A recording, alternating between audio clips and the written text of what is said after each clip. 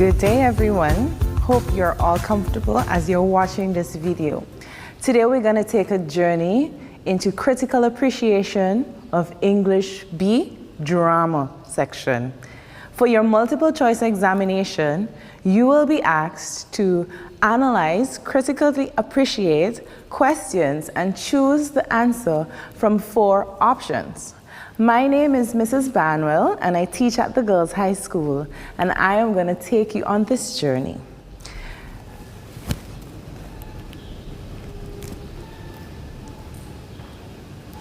Today's class, you should be able to understand the format of your drama analysis questions for CSEC. You should be able to distinguish the skills that are being tested in the questions, and you'll be able to choose the correct option based on your knowledge of drama structure, dramatic techniques, dramatic effects, and your understanding of how these work in the whole drama section. What is drama? So for those of you who are on your way to CSEC, this is quite simple. But just to refresh your memory, we're looking at drama. So drama is a genre where we critically appreciate plays. The key feature of a play is the format of the names of the characters on the right, followed by a colon and the dialogue.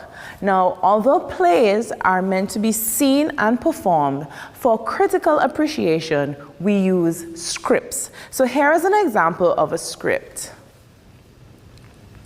If you look at the top section, you will see scene 1. This is telling you what scene of the play. Below, you will find italicized words. These italicized words are called authorial commentary. Authorial commentary gives us background information that is necessary for us to understand exactly what is happening in this scene. Please do not think you need to omit reading this or you need to skim past it, because very important details are found in these italicized words. On the right, you will see Lady Montague, Lord Montague, and a colon. These are the characters, and what is said by these characters can be found on their right. Try as I might, I simply cannot get this blessed melody, girl. So this is what Lady Montague said. Please don't confuse stage directions with authorial commentary. Now, many times you may see words that are placed in brackets. If you look at the last line where Lady Montague says something, you will see brackets and you will see italicized words. These are not authorial commentary. These are stage directions. These bracketed words are for the benefit of the actors to understand how they should convey the action. However, in critical appreciation of plays, these italicized words helps us to visualize the action that is happening. It provides more information and it gives cues on emotion as well as interaction amongst characters. So stage directions can be found as well in the script. That's an example of a script on a paper. So critical appreciation, when you're doing literature, we learn about form and how a piece of writing is determined by the intention or the creator. So when you're doing drama, the playwright will think about what he wants to convey in his dramatic piece. As you answer the multiple choice questions on drama, you will examine these 3 areas of how the playwright has conveyed message or what was the intention of the playwright in writing his script. You will look at all the elements of drama as well as content, technique, and stagecraft.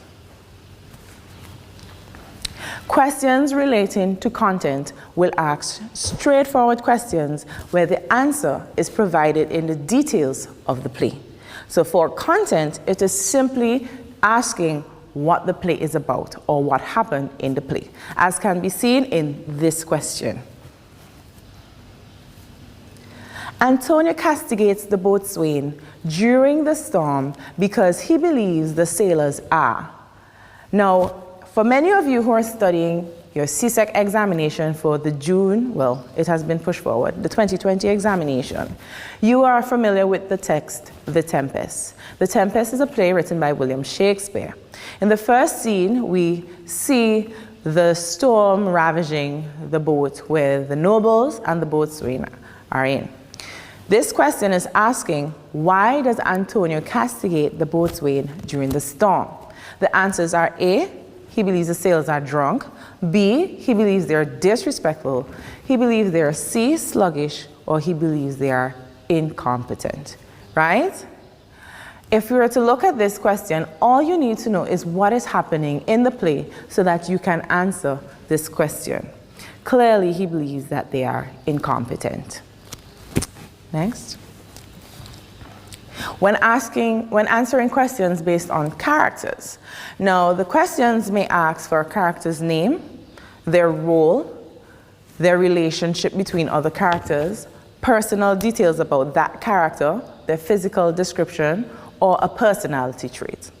Now, before I address this question, I want to discuss the difference between a character's role and a character's relationship to other characters.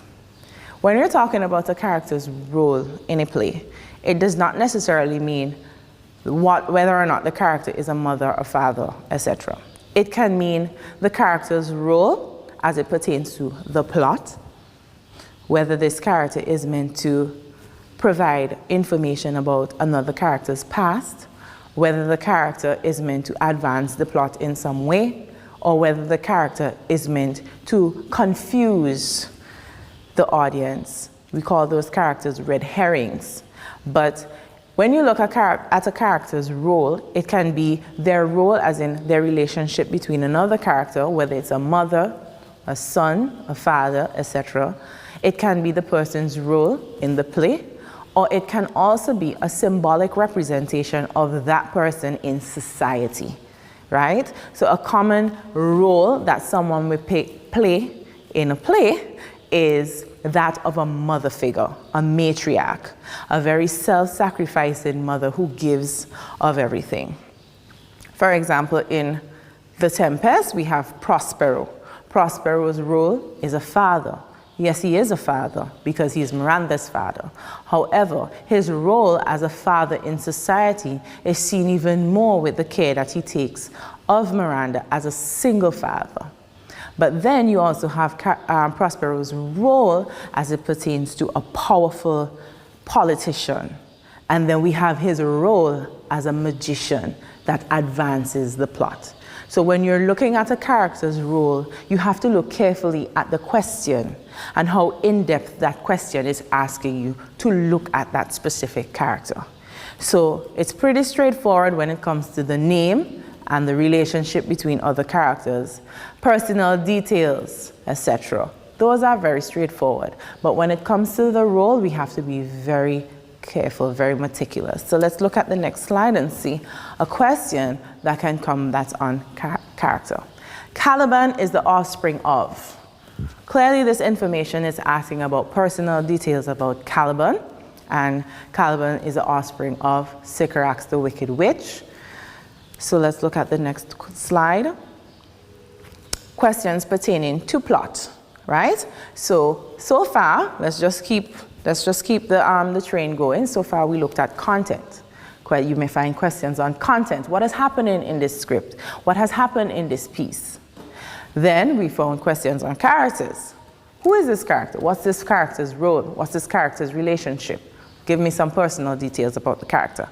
Now we're looking at the plot, right?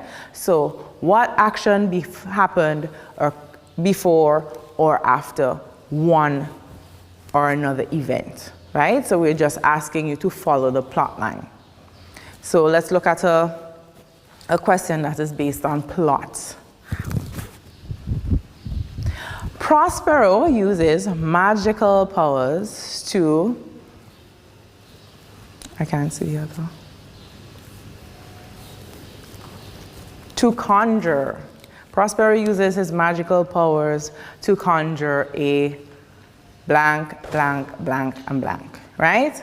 So you have a spirit, a shooting star, a storm, a forest. What answer did you choose?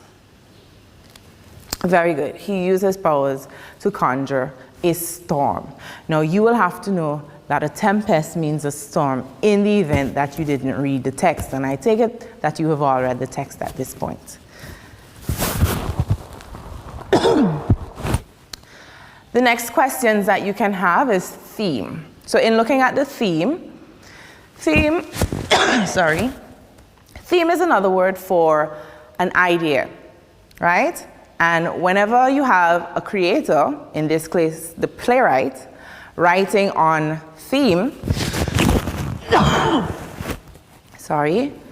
whenever you have a question based on theme, the playwright would have had a specific idea, an issue, an ideology, a virtue, or a vice that he wished to highlight.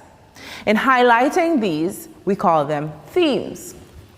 So we're looking at what does the events in the play do to mirror or to represent an issue, an ideology, a virtue, a vice, or what does it say about human nature and society? So let's look at a question on theme. The tempest is a symbolic form of an upheaval from a state of A, nature, B, disgust, C, harm, D, peace, right? So it is the symbolic form of an upheaval from a state of disgust. Now, as you know, Prospero feels enraged. He feels betrayed. He feels hurt, right? You look at betrayal, that is an issue. That is a vice. That is something that human beings often cause hurt and harm to others based on their own selfish wants, desires, and needs, right? So the playwright, William Shakespeare, hopes to put a mirror up to what society does to people, or what people in society do to other people whenever they are greedy and selfish.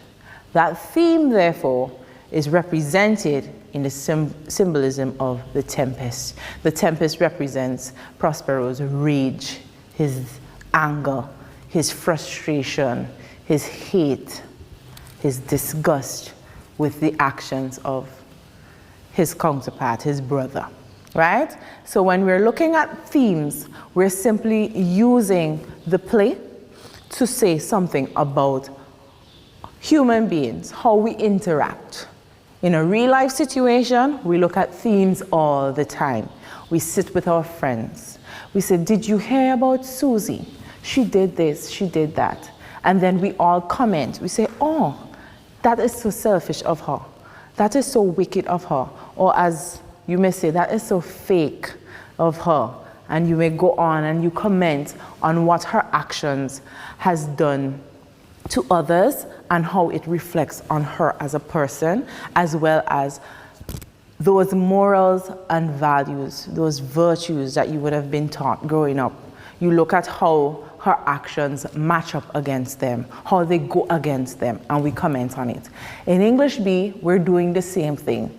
We're adding the critique of somebody else's ability to present or tell somebody else's story. So William Shakespeare is telling the story, and we're sitting back and we're looking at how Prospero was treated, what Antonio did, how Ferdinand is affected by seeing Miranda, and so on. So we're the ones who are looking in.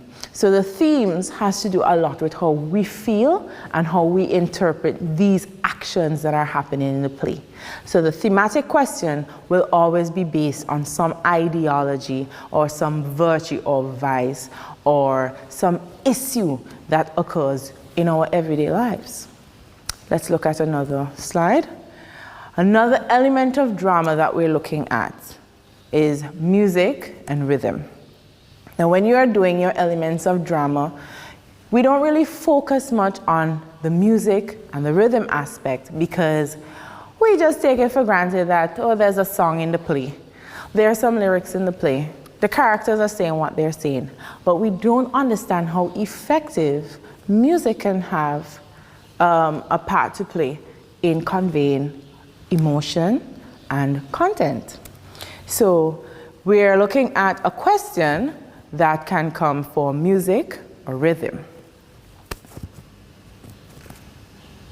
The Spirit's songs do all of the following except. So in the Tempest, you know, the spirits, they were walking around, they were singing, etc. Now what you don't know is those spirits are actually invisible. So if you read the stage directions, you'd realize that the other characters couldn't see what or who was making the music. So the spirit songs do all of the following except give the audience information of invisible actions happening on stage as the spirits cannot be seen. B, create verisimilitude of ethereal beings who communicate through magical harmonious voices. C, transforms the theater into a club. D, creates a soothing, calming, happy effect in the audience. What was the answer you chose? Very good. C, it does all of the following except transforms the theater into a club. Now in the play, you'd realize that it gives the information on what the spirits are doing. These spirits can't be seen, so it's unreal for the audience to be able to see these invisible creatures. And you have to remember that this play was written in the 1500s, 1600s. So there were no advanced technology to create special effects and all of that. It was just men on a stage.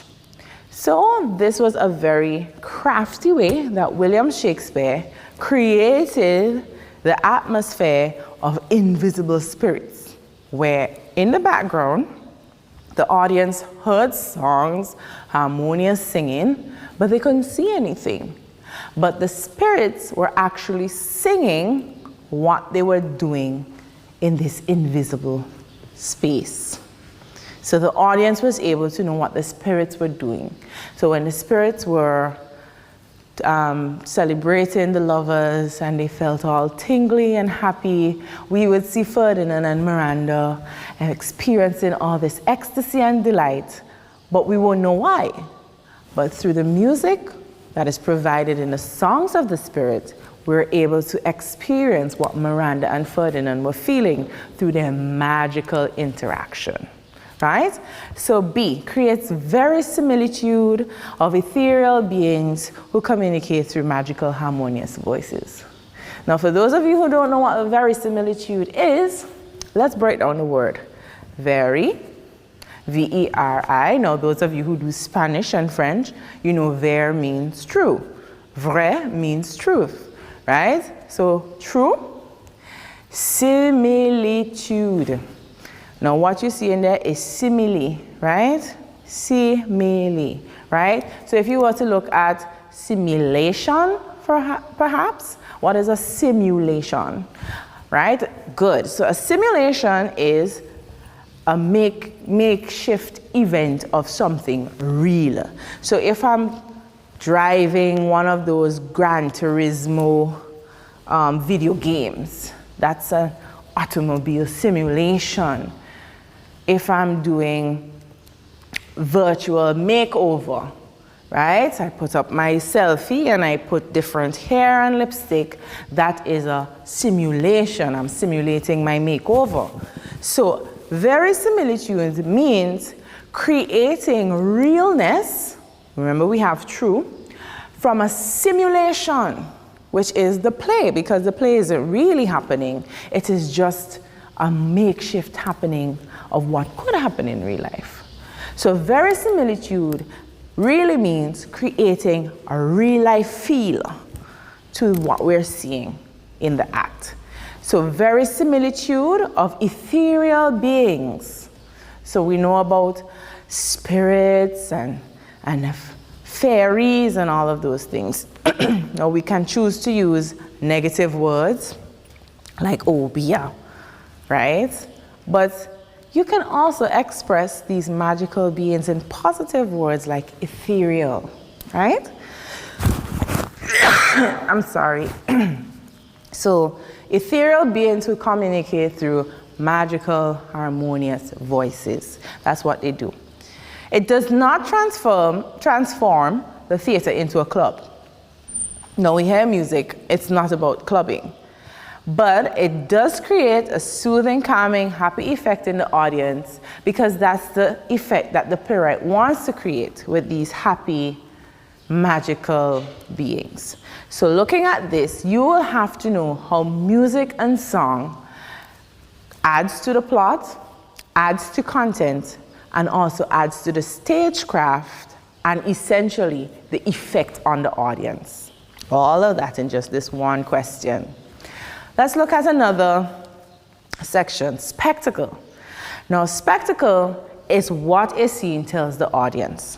So what the audience sees and how they react to what they're seeing, that is spectacle. Now, in narrative writing, we talk about visual imagery a lot, which is what we wish the reader would visualize when they read the text. Now remember, drama is the genre that is meant to be seen and performed, not read. So visual imagery is not really a technique used in drama because all of it is meant to be visual. Instead, they have spectacle. So what visual imagery is to narrative, spectacle is to drama. You understand? So what the playwright will do is create the setting in the story, but it is up to the director and the producer and everyone else backstage to make the set, which is the physical place where the actors will work, the set. They'll try to make the set as real as possible to what the playwright envisioned in the play.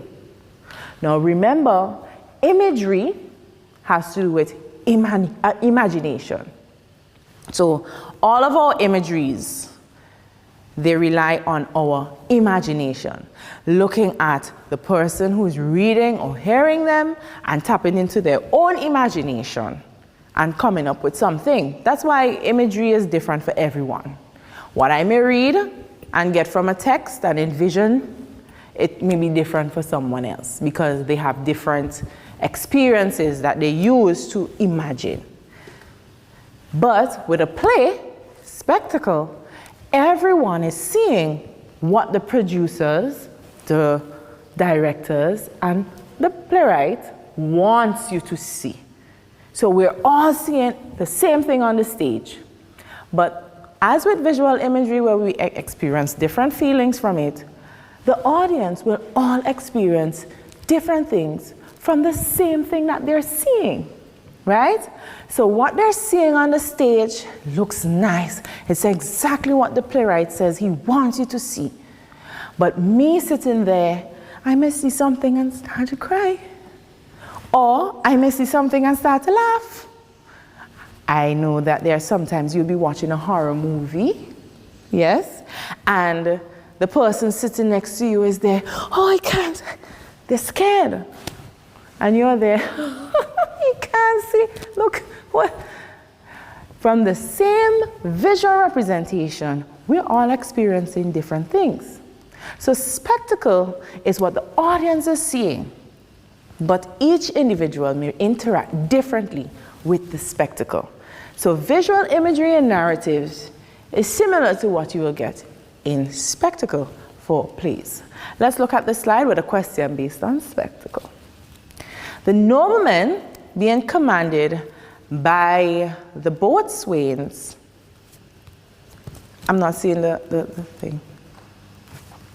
Right, thank you. The nobleman being commanded by the lower-ranking boatswains amidst the tumultuous storm is a reminder that A, boatswains are disrespectful thugs.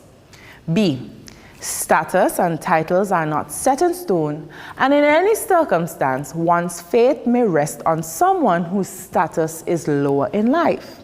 C, noblemen need to buy their own boats and not get rides from sailors. And D, boatswain are not very smart and had no clue who the men were. Now let's look at this. The spectacle, that is the storm, raging, boatswain trying to fix the sails and the ropes and everything, trying to man the storm. And the noblemen standing there in their ostentatious attire, commanding in the midst of the storm that these men have some respect and speak to them properly as their status denotes.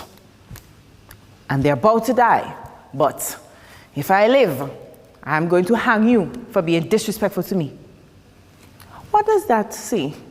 That very image of these grand noblemen and these struggling boatswain. Boatswain are sailors, essentially, the people who are helping to man the ship. What is this saying? Now, I might be an aristocrat looking at this and saying, oh, such disrespect. Because from my status in life, I'm looking at how I would feel as a nobleman being told by someone of lower class what to do. Or I might be a boatswain and I might be looking at it and saying, that's why you see I don't take jobs from rich people. Or I can be a conscious, right-minded, moral thinking individual and say, that was very bad of those noblemen to command those boatswains in such a disrespectful manner. But it was also disrespectful of the boatswain to speak to the sailors in that manner. And I look at it and I say, you know what? The answer is B. Because status and titles are not set in stone, and in any circumstance, one's fate may rest on someone else whose status is lower than theirs in life. Now, that is the effect that the playwright is hoping to achieve by making the situation seem so, incredible, right? When I say incredible, I mean hard to believe, like incredulous, right? But if we're looking at it from different perspectives, each individual, based on their status, may have a different interpretation. Spectacle is achieved when you understand exactly what the playwright is trying to say in his presentation. That is the ideal. Okay? So a question on spectacle may ask for your interpretation of the piece. Now, you may have an answer that is right for you, but it's the answer that is most fitting is what we will take. Let's look at another slide. So dialogue. Now, as you see, we're going through the elements of drama. And I'm just going to place on the board what are those elements, because you may find it hard to keep track, right? So elements of drama. These are simply the things that you must have in order to have a dramatic piece. I'll use the black because clearly the green is not. So far, the first thing we started off with was the content from the plot. The next thing that we looked at were our characters. Then we followed up with theme.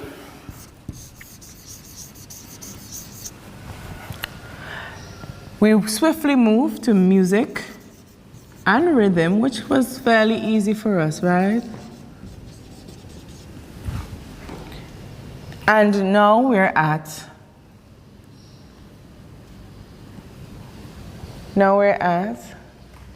dialogue.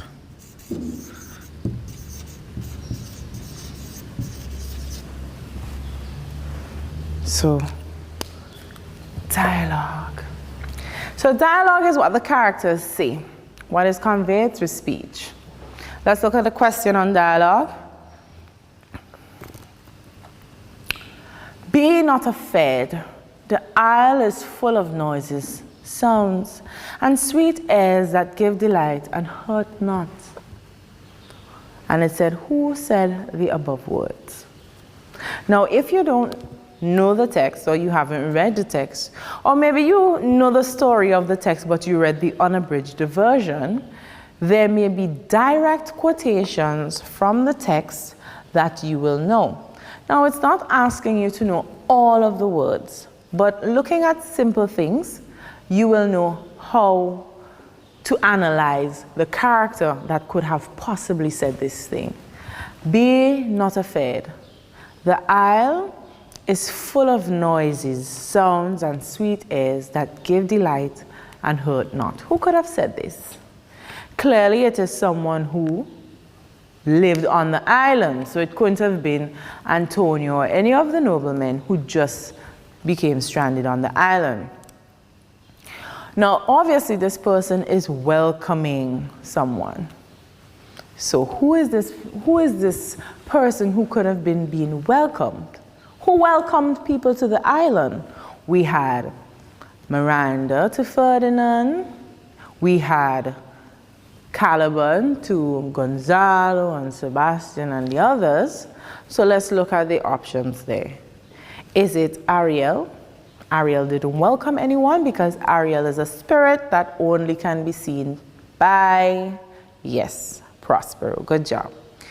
It's not Prospero because Prospero never welcomed anyone to the island, sure as to rest their affairs that the island has noises because he is the one who commands most of the spirits on the island, so it can't be Prospero.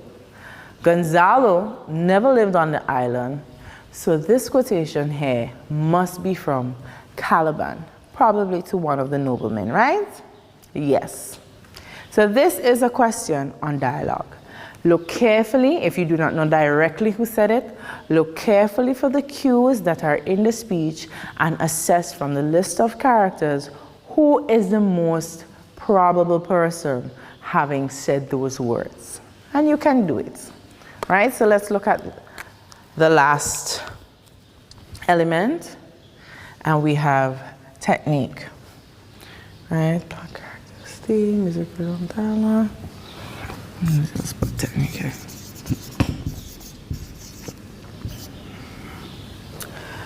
Now,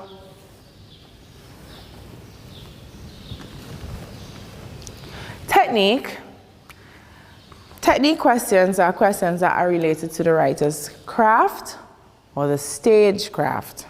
These questions test your understanding of how plays are written, how the playwright uses words to convey meaning and gain a certain emotional response from the audience. These questions also test your understanding of stagecraft, how the actor's movements on the stage can affect the audience and add more meaning to the words. So in looking at technique, technique is basically how all of these elements come together. All right? So on the board, I have all of my elements of drama, right? You can't have a drama without these things. I don't need a stage to have drama because I can take anywhere and make it a stage. I can go down to Tokyo right now and perform, and that would be my stage, my set, my stage. But you must have these things. Now, technique is how all of these things are achieved. But technique is twofold because technique relies heavily on one, the writer's craft, and two, the director's craft on stage. So technique helps us to understand the writer's craft and also the director's or the producer's visual representation of what is written. So in looking at technique for the writer's craft, you will have literary techniques. And these literary techniques are also known as dramatic techniques. Now, literary techniques is a lot. There are thousands of literary techniques. Literary techniques means techniques used for writing literature. And literature is anything that is written, including prose, including informative, as well as creative writing. So literary techniques are many. However, out of the thousands and many thousands, there are a few that pertain directly to creating drama, and we say dramatic techniques. Now, is it to say that there are specific techniques to drama and drama only? No. But we say dramatic techniques whenever we are relating to a play. The same way we will use narrative techniques when we're looking at other creative forms in narrative, and the same way we say poetic techniques when we're looking at poems. Is it to say that there are specific ones only relating to poetry and only relating to narrative? No. These techniques, they are used interchangeably in all the different genres. That's why we say literary, because all of them are in literature. So all of these, narrative, dramatic, and poetic, make up our literary techniques. But for the purpose of plays, we're going to stick to our dramatic techniques. So we have our dramatic techniques. Right? And when it comes to stagecraft, you will have your staging and your other stage techniques. Now, I'm not a theater arts teacher, so I can't give much information on stagecraft, but for the purpose of reading and interpreting scripts, there are certain aspects of stagecraft that you must be able to identify, and we'll look at them in the next slide.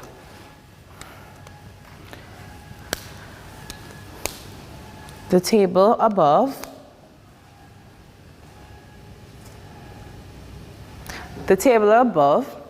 is showing a list of techniques. So the list of techniques can be found on the right, and the columns that you see are the columns that are enhanced by these techniques. So one technique in staging is prop or backdrop. That has to do with staging because the stage, the physical set, the place where the actors are conducting their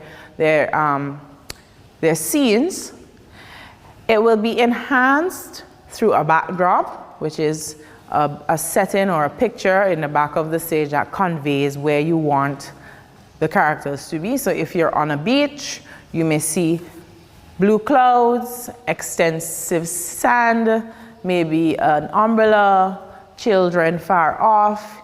That mural there will create the setting of a beach. If you're in a house, you may see a picture on the wall, a plant in the corner, a vase, or whatever. Those props and backdrop help with plot. They help you to understand each character's place where they're acting, the actions that are happening, the items that are used to convey action, maybe a knife or a gun. It helps with spectacle because it helps the audience to see exactly what the playwright and the producers want you to see. And it also helps with theme. So let us say you have a question on theme or plot or spectacle, and they mention an item on the stage or an item that a character uses that is asking for the technique of prop or backdrop, right? So you'll answer it with prop or backdrop. An example of this would be in the play Ti-Jean and His Brothers. The props are very symbolic of many things. You have the arm of iron. That prop where we have the arm, a physical axe, a big axe over this strong, brawny man's shoulder. He represents strength and power and physical endurance, right? And that theme speaks to violence, it speaks to aggression, it speaks to power. So you seeing this big man with a big axe, it helps you to respect him on a certain level. Now, looking at the next question, dramatic action or point of attack. Dramatic action is simply what is happening in the play. But we put dramatic before it because we know that it is a play pertaining to drama, right? In a narrative text, you may have narrative action, or we may simply say plot, right? So dramatic action is just a fancy word for saying things that happen in the play. So whenever you're asked to comment on content and you want to say something happened in the play, for example, Ti-Jean set out and his mother begged him to stay, and he listened to his mother, and you're talking about that whole scene where him and the mother had a conversation and he was very respectful of his mother's wishes and her advice. What is the technique being used there? Dramatic action. Because the action that is happening is telling us a story. It is telling us from the beginning when Ti-Jean, even before Ti-Jean left the house, that he's doing things different than his brothers. So maybe his outcome may be different than his brothers. That bit of action that we're seeing on the screen, I guess if we were watching the play, that will already tell us, oh, Ti-Jean is a different guy. He's a different hombre, right? Point of attack. Point of attack, I guess, would be the climactic action. You will see it a lot in movies where there are no words, there are no interruptions. There's only a good extensive period of action only. So I'll give you an example of how point of attack can be seen through the use of our script. When the Balaam comes to visit, there is crashing, lightning flashing, he's rolling around, he's jumping around, he's inside, he's outside, he's everywhere. How did we know this? We looked at the stage directions, we heard the comments from the boys. Look, mama, get him, mama, he's behind there. But we know this. We'll read the stage directions that are saying lightning, drums, without too much conversation, etc. For an action movie, you will have the scene where the villain and the protagonist, they meet finally, and all you can hear is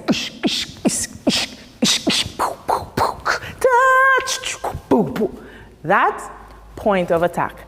And guess what? It is enhanced through music and rhythm. So you can also look at how music and rhythm in our scripts can enhance point of attack, right? Or point of attack is a very important technique, but we have to know how to analyze it when we're doing script reading, because we don't have the visual to go on. It can give us theme, it can give us spectacle, it can tell us more about the action in the play, and it can help us to understand characters, who is a villain, who is a hero, etc. Another technique is music or song or sound effects. And as you can see, all of the categories are enhanced through the technique of music or song. It can tell us about the plot, as we saw with the spirits. It can tell us about the characters, because each of those boys, each character, as a matter of fact, in the play Ti-Jean and his brothers has a song. There is the song of Gros-Jean, there is Mi-Jean, there is Ti-Jean, there is the Devil's song, there is the Balaam song, and you even have a song dedicated to the dying mother.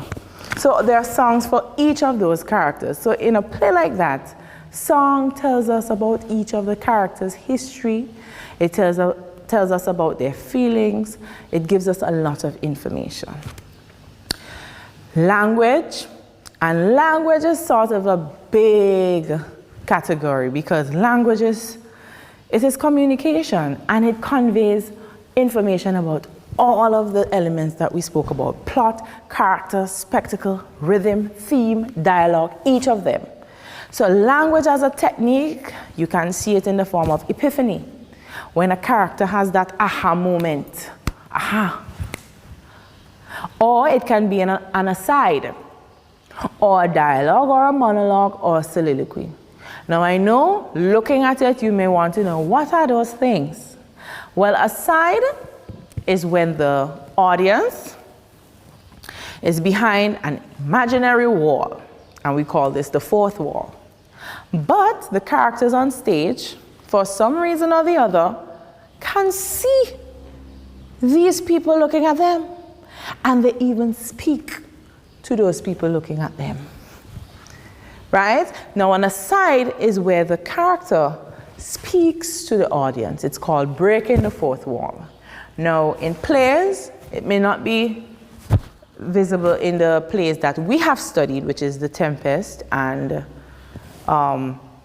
Ti-Jean and His Brothers, but it is visible in other types of plays. Just know it is when the character is referring to the audience. I'll give you a movie that has this technique quite a lot. Deadpool.